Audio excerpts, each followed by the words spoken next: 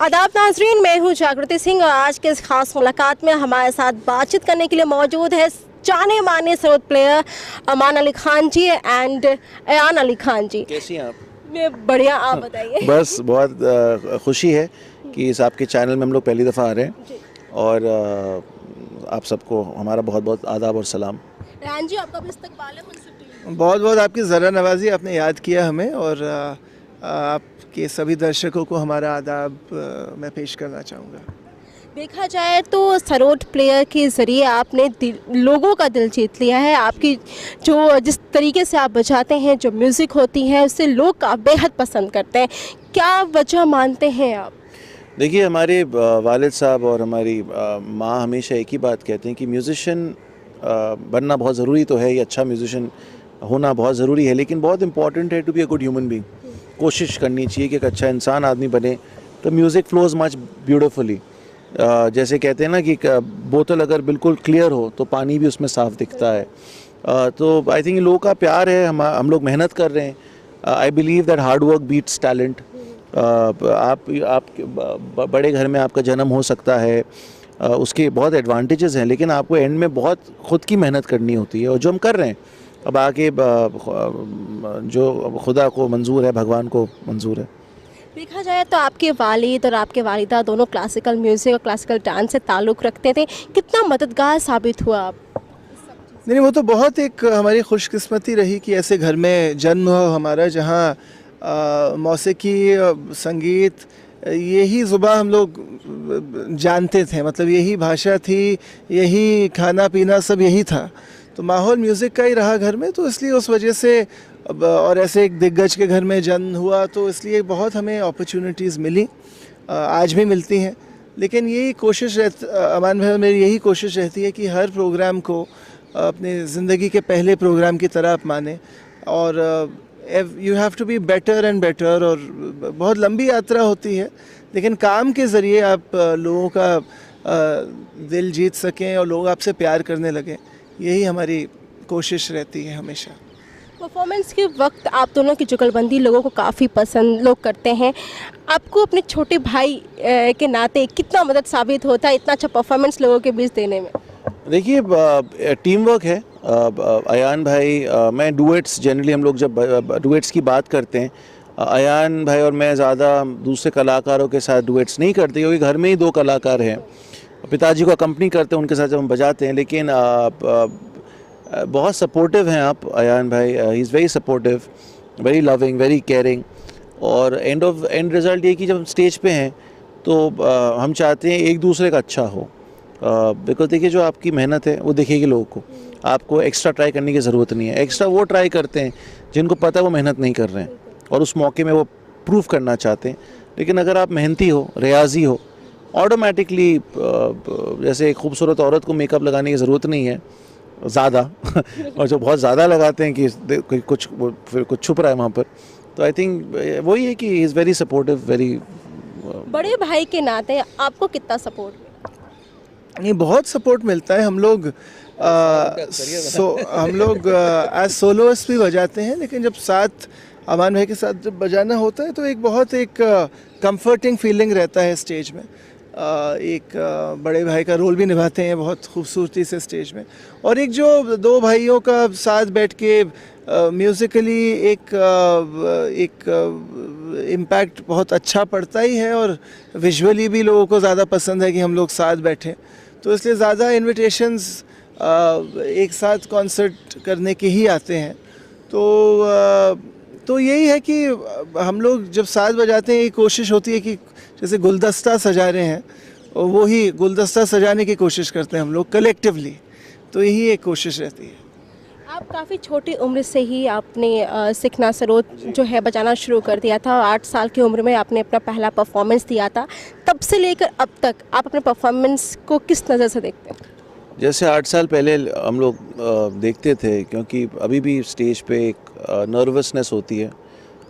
अपने काम पे नहीं होता नर्वसनेस, बट हम लोग हमेशा मैं ये नहीं कहूँगा खौफ, बट एक ऑडियंस को एक रिस्पेक्ट करना कि आज कोई अनजाने में कोई भूल चूक ना हो जाए हाथ से, और खुदा को याद करना, भगवान को याद करना कि आज हमारी नैया पार लगा दीजिए आप। क्योंकि क्या है कि every concert for him and me हमारा पहला कॉन्सर्ट होता है, बिकॉज वो स्टेज फ्राइट आज भी है। आज भी टेंशन होता है स्टेज पे जाने से पहले, और यही होना चाहिए। क्योंकि जिस दिन आप रिलैक्स हो जाओगे, जिस दिन आपको फ़िक्र नहीं है, जिस दिन आपको टेंशन नहीं है, तो उस दिन आपको एक्चुअली अपने काम से फ़िक्र हट गया है। तो आज ही मैं अपने जब पिताजी को देखता हूँ कि ही स्टिल वरिड कि वो क्या करेंगे, तो ये एक कलाकार का इवॉल्वमेंट क्या, अगर आपकी जर्नी पॉजिटिव है और आगे आप अच्छा करोगे, उससे दिखता है कि वो नर्वस अबाउट योर वर्क। और जो लोग बहुत ज़्यादा कॉन्फिडेंट हो जाते हैं, वहाँ प्रॉब्लम शुरू हो जाती है। सो अभी भी वैसे ही माइंडसेट है, लेकिन हाँ ये कि रियाज़ अब बहुत ज़्यादा करते हैं हम लोग, क्योंकि ऑडियंस एक्सपेक्ट करती है। और म्यूजिशंस अब टचवुड भैया और मेरे को सुनने काफ़ी आते हैं, तो एज ए म्यूजिशियन रिस्पॉन्सिबिलिटी बढ़ जाती है आपकी to be a good sarod player. देखा जाए तो आपके वालिद भी काफ़ी मशहूर थे, उन्हें भी लोग काफ़ी पसंद करते थे, करते हैं या ऑब्वियसली अभी भी पसंद करते हैं।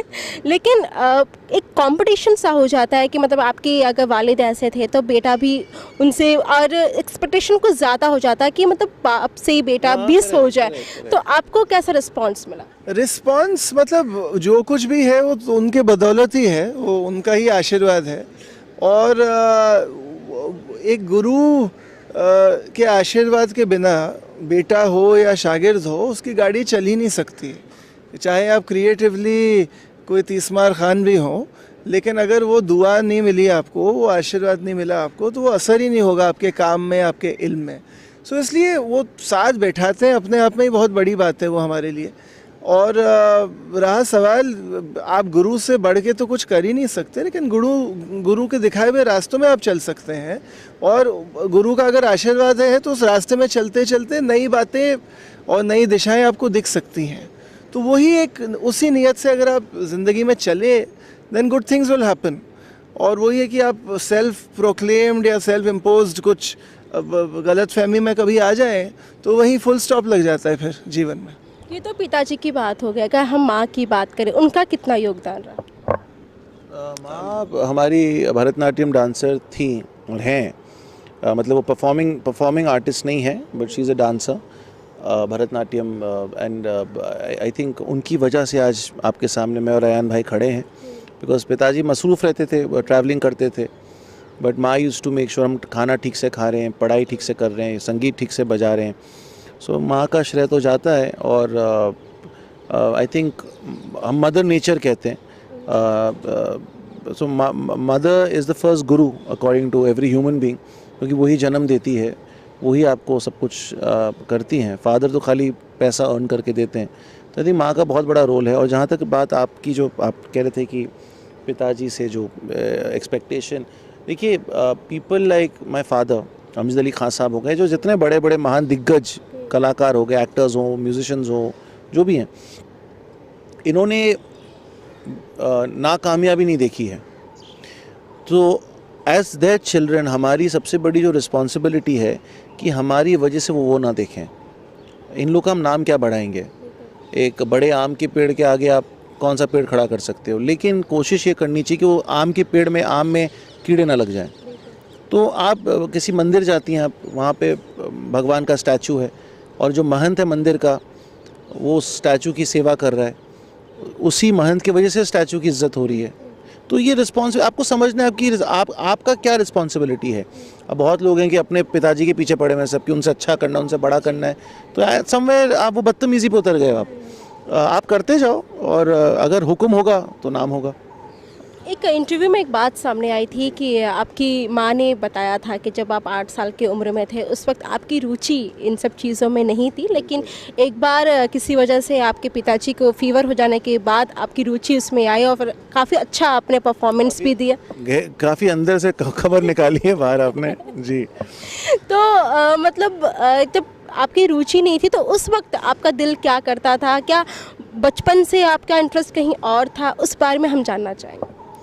आप आई थिंक ये आप जो इंसिडेंट की बात कर रही हैं, ये लंदन में एक कॉन्सर्ट हुआ था बहुत साल पहले, और हम लोग वहाँ परफॉर्म किए थे और काफ़ी सीनियर म्यूजिशियंस बैठे हुए थे हॉल में। तो हालांकि हम लोग शायद 8-10, मैं शायद 8 का हूँगा, अमान भाई 10 साल के होंगे तब। आई थिंक बजाए तो सही हम लोग, लेकिन जैसा बजना चाहिए था वो हुआ नहीं, और हम लोग थोड़े maybe we were not very serious that day about the concert.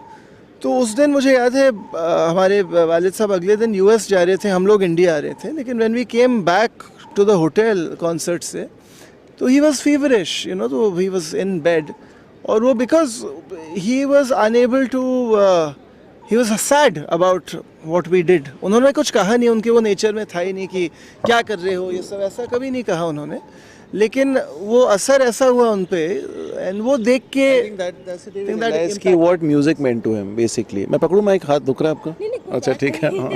So basically हाँ, so what music meant to him, that's the day we realised, and उसके बाद पीछे मुड़कर देखा नहीं कभी, और बस लगे में मेहनत कर रहे हैं, और आगे जो ऊपर वाले को मंजूर है वो ही होगा।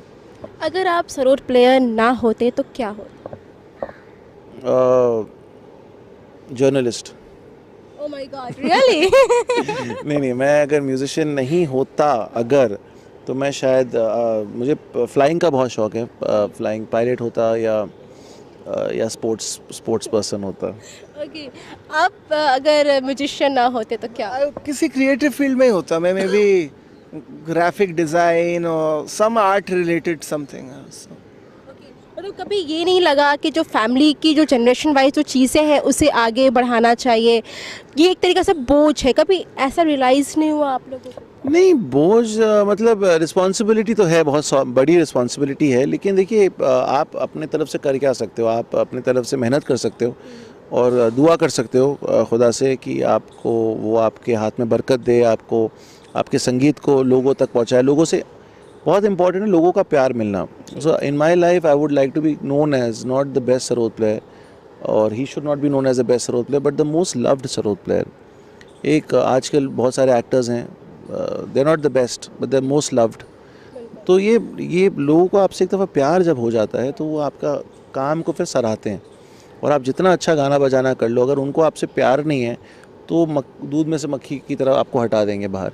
सो वो बहुत इंपॉर्टेंट है, टू गेट पीपल्स लव, बहुत इंपॉर्टेंट है वो।